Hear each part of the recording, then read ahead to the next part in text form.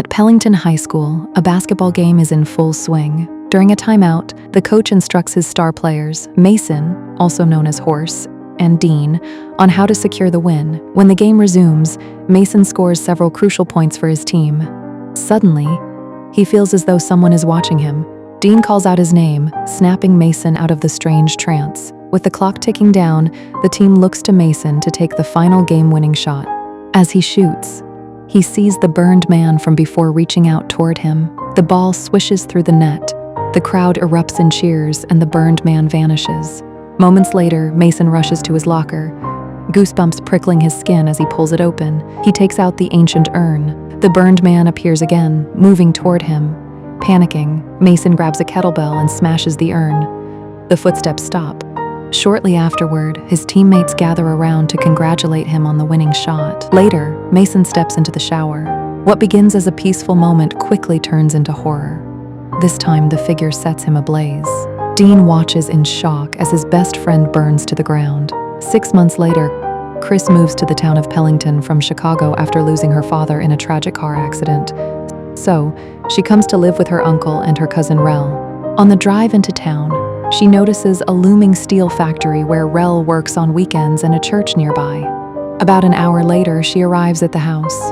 Rel greets her enthusiastically, briefly startling her. He offers to help unpack, and when he spots her vinyl records, he teases her for being old-fashioned. Soon after, he reminds Chris to get ready for her first day at Pellington High School. At school, Rel grabs his Revenger comics as students stare at Chris. Rel begins pointing out the popular cliques, starting with Grace. However, Chris's attention shifts to Grace's quiet friend, whom Rel introduces as Ellie. Curious, Chris asks who Horse is. Rel tells her it was Mason's nickname, a student who recently died from the flu. Just then, Mason's friends, Dean and Tanner, approach Chris and tells her she can't use the locker.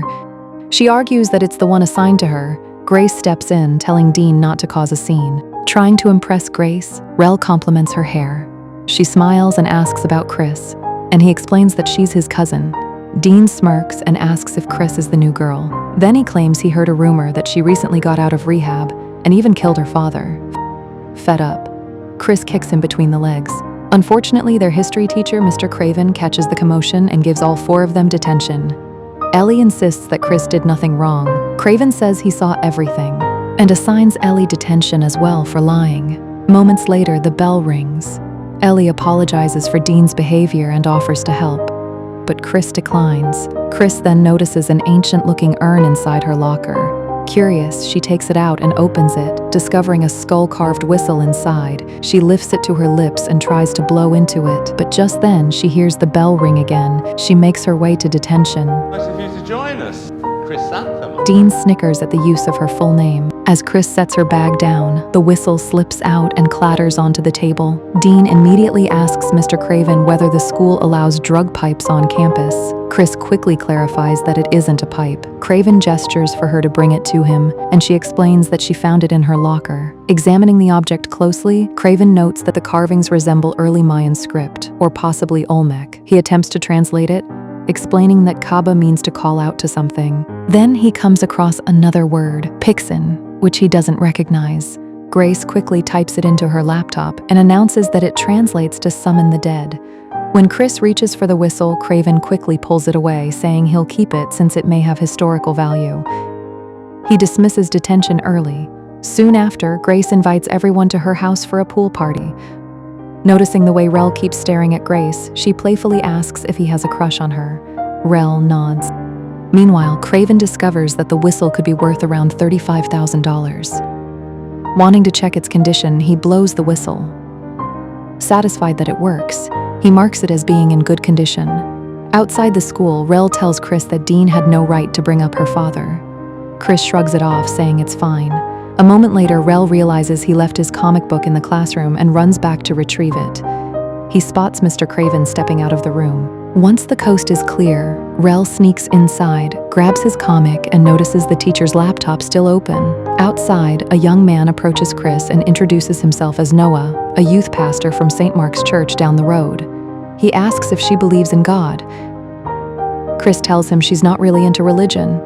Noah then invites her to visit his church to meet new people and have a good time. He pulls out drugs, offering them as a welcome gift. Rel quickly steps in, telling Noah to back away from her. Chris firmly tells Noah to stop. He calmly replies that God has a purpose for everyone and claims he's only helping those in need. Parents send their kids to his church. He sells drugs to the kids. He adds that one of them overdosed a year ago. That night, Craven browses vacation packages online. However, when he opens the urn to check the whistle, he realizes it is gone. Craven assumes the janitor, Charlie, might know something about the missing whistle, so he calls out for him. As he steps into the hallway, he notices a pale, sickly-looking man standing nearby. Craven tells him the school is closed and that he's trespassing. Suddenly, Charlie appears behind Craven, startling him. Still shaken, Craven mutters that he needs to go lie down for a while. Your secret's safe with me. When Craven looks confused, Charlie makes a smoking gesture. Craven returns to his classroom only to find the sickly man waiting for him inside. Suddenly, Craven begins coughing violently as his lungs start to fail him. Within seconds, he collapses and dies. Meanwhile, Rel and Chris arrive at Grace's house for the pool party. Then Rel shows everyone the whistle. Dean jokingly suggests calling his grandfather, but Grace quickly points out that his grandpa isn't dead yet. She then notices her little brother, Timmy, hovering nearby and firmly tells him to go back to his room. Examining the whistle, Grace admires its intricate design and calls it beautiful. Ellie, who works part-time at the ER, quietly remarks that death is anything but beautiful. Dean dares his girlfriend to blow the whistle. Chris makes it clear she wants no part in summoning anything related to death. Ellie gently tells her she doesn't have to go. Finally, Grace lifts the whistle and blows into it. After a few tense seconds, Dean suddenly asks if anyone else can hear that. Chris says her goodbyes and starts to leave, but Ellie stops her and invites her to the local harvest festival the next day. Chris hesitates for a moment, then smiles. Just then, Rel rushes out and tosses Ellie her diabetic insulin pouch. Ellie thanks him, then explains to Chris that she's late for her hospital shift. Before leaving, she asks Chris to text her about the festival and tells her to get her number from Rel. Then Chris asks Rel if Ellie is straight. Rel shrugs and admits he doesn't know. Later that night, Chris lies on her bed, typing out a text to Ellie. She deletes it, rewrites it, deletes it again. As she stares at her phone, she suddenly feels like someone is watching her. She looks toward the window and freezes. The door suddenly swings open without a knock, and Rel barges in, startling her. Then, she notices in horror that she accidentally sent the last text she was drafting. She panics, but Rel tells her to calm down and sends Ellie a reply himself. Meanwhile, by the pool, Grace is working on her homework when she begins to hear faint breathing nearby. Assuming it's her younger brother, she ignores it until the sound continues. Feeling uneasy, she steps out of the pool to investigate. She suddenly hears someone running behind her and turns around. Just then, a hand gently touches her cheek. She spins around and sees Timmy standing there. He calmly tells her that their mother wants to speak with her. The next morning, Rel and Chris join the others at the school assembly. Ellie quietly tells them that Mr. Craven died the previous night because he had stage 4 lung cancer, and doctors said it was a miracle he had even been on his feet the day before. Ellie then notices a hooded figure several seats ahead of her, seemingly having a seizure. The figure slowly turns toward her and appears to mouth her name. Grace hands the whistle back to Chris, saying she doesn't want it anymore. Chris suggests they should simply return it to Mason's family. So Chris and Ellie head to Mason's house. On the way, Ellie notices Chris's tattoos and asks why she hides them. Chris brushes it off, saying it's personal. Ellie gently asks how she decides what to tattoo in the first place. Find something you love and you let it scar you for life. Chris knocks on the door and it slowly creaks open. They step inside. Moments later, Mason's grandmother, Ivy, comes downstairs. She mutters that she wants to die in this house, but the bank has informed her it no longer belongs to her. Then, Ivy leads them into a room filled with strange and occult artifacts collected from around the world. She explains that she gathers them as memento mori, reminders of mortality. Chris asks if the whistle belongs to her collection, explaining that she found it in Mason's locker. Ivy shakes her head and says she didn't find the whistle. The whistle found her, just as it found her daughter and her grandson. Chris asks what the whistle actually does. Ivy explains that it is called Inchoka, meaning the cry. It is a stolen relic taken from a plundered people long ago. Chris mentions that they translated the carving as summon the dead. Ivy corrects her gently. Summon your death. She explains that the moment a person is born, their death is born alongside them. From that day forward, it searches for them. If someone is destined to die at 90, death will take 90 years to find them. But if they hear the scream of the whistle, the call of Inshoka guides death straight to them, far sooner than fate intended. Chris, shaken, asks what death looks like. Like you, Ivy replies. It becomes what you would have been in your final breath. Chris swallows hard and asks, what happens if someone doesn't want to die? Ivy simply tells her, then you should never have been born. Outside, Ellie tells Chris that Ivy is heavily medicated and recently lost Mason, noting that grief can distort reality. As a future doctor, she adds that there is no scientific basis for what Ivy is saying. Chris nods, then asks Ellie if she thinks Mr. Craven might have used the whistle, just like Mason did. Maybe. Their files will be at the hospital I work at.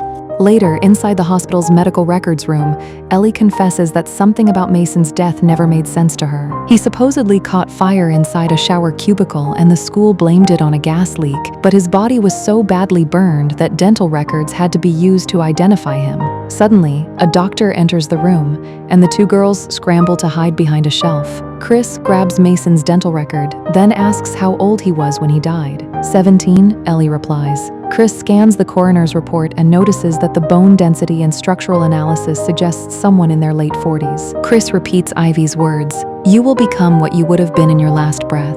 Ellie pieces it together. Mason was meant to die in his late 40s, but because of the whistle, his death found him early. The same must have happened to Craven, who was destined to die from lung cancer eventually. Realizing the danger, they rush out to warn the others. At the Harvest Festival, Rel spots Noah discreetly handing something to Grace. He immediately steps in, telling her she doesn't need that trash. "It's just weed," Grace replies casually. Rel urges her to toss it and come with him so he can win a teddy bear for her at one of the stalls, but Grace gently turns him down, telling him he'll make someone much better than her very happy someday. Grace walks over to Dean and proposes a game. She'll enter the hay bale maze, and he has to wait 2 minutes before searching for her, if he finds her before she rings the bell at the center. He wins. Meanwhile, Chris and Ellie arrive at the festival. Chris tries calling Rel, but he doesn't answer before they can look for him. Noah shows up again, trying to sell drugs.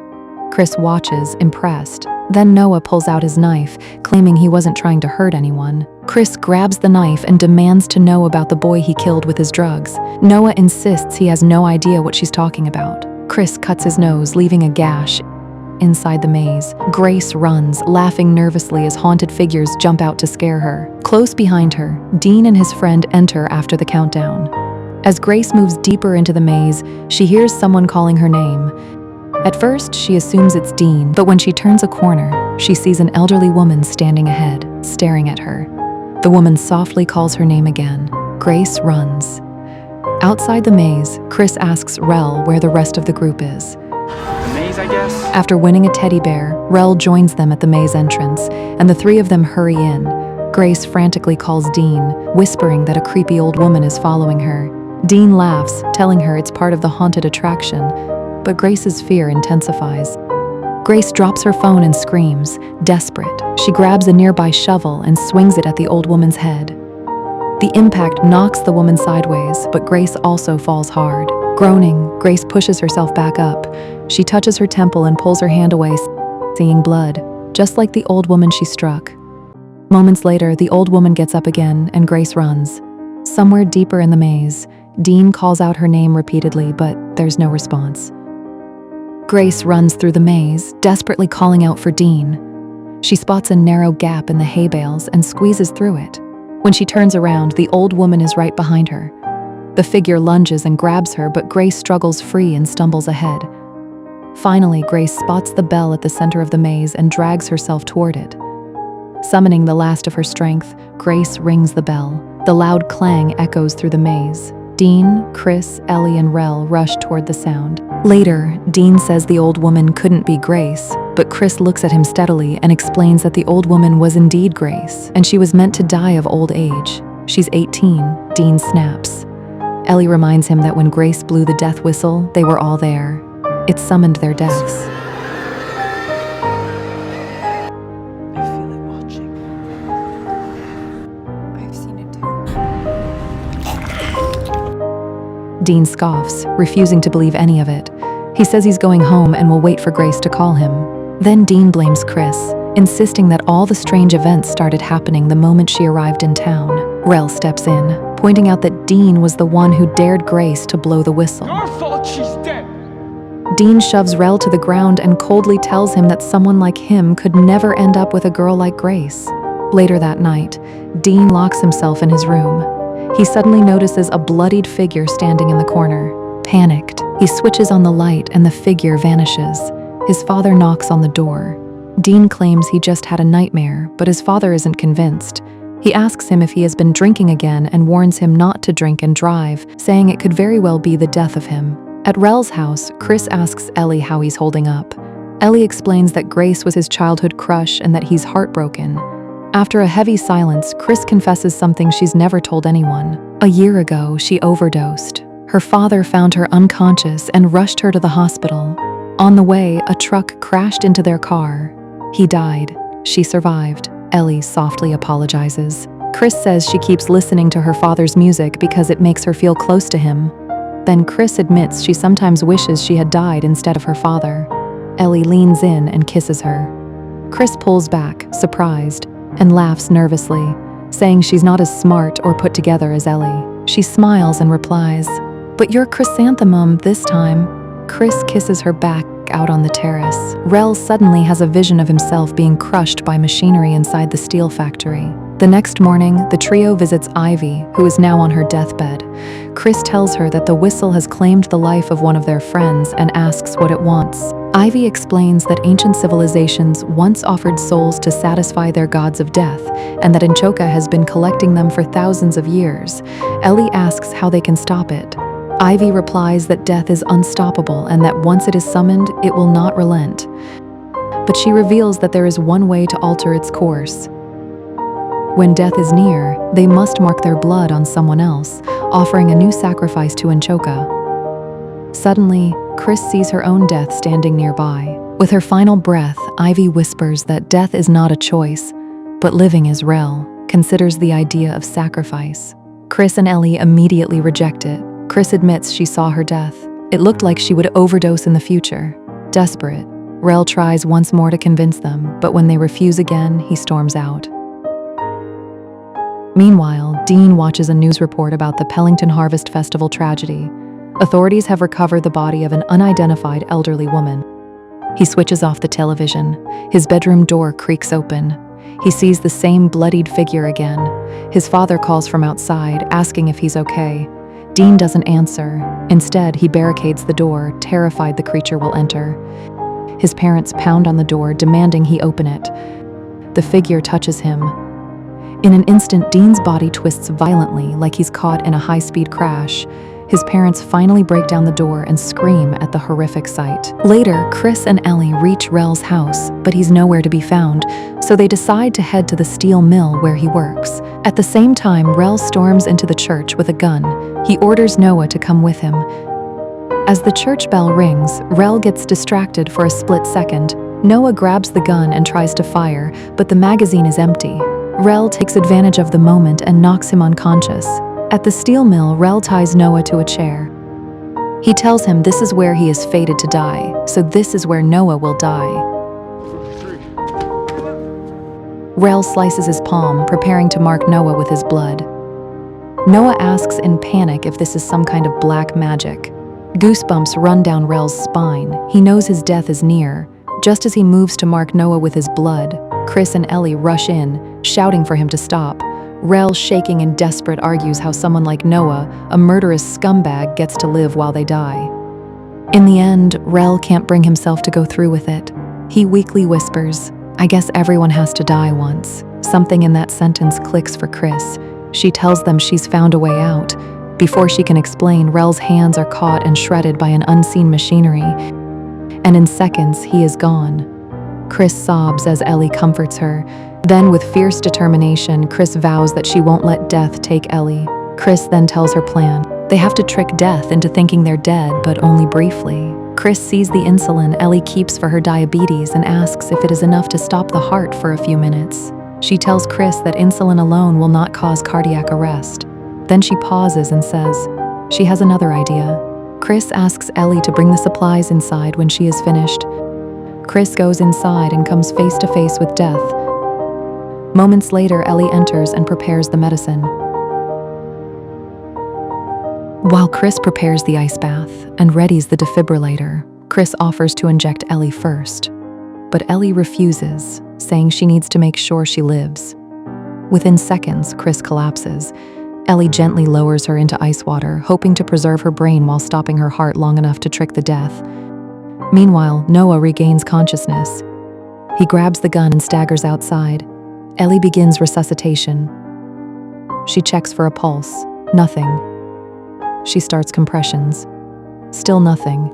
Chris remains motionless. Ellie hears the shutter screech as Noah tries to force it open. Her hands shake, but she refuses to stop. Then Ellie sees it. Her own death standing behind her, staring at her.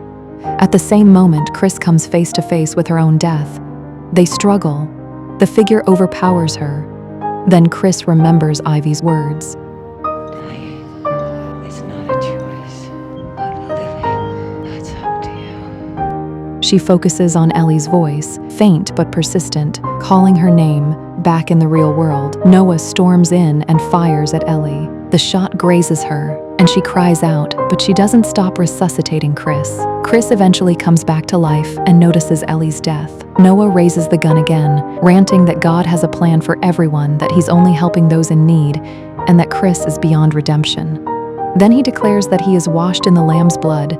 Suddenly, he notices a bloated, grotesque figure standing before him. Terrified, he fires at it wildly. Then he dies. 3 months later, Ellie and Chris are officially dating, stronger after everything they endured. Meanwhile, a freshman named Asha opens her locker and discovers an ancient urn inside. Later that day, during the school assembly, Asha is introduced as the new student who will perform the national anthem on her violin. She steps up to the microphone, lifts the whistle, and blows. Hit the like and subscribe button if you enjoyed it. Thanks for watching.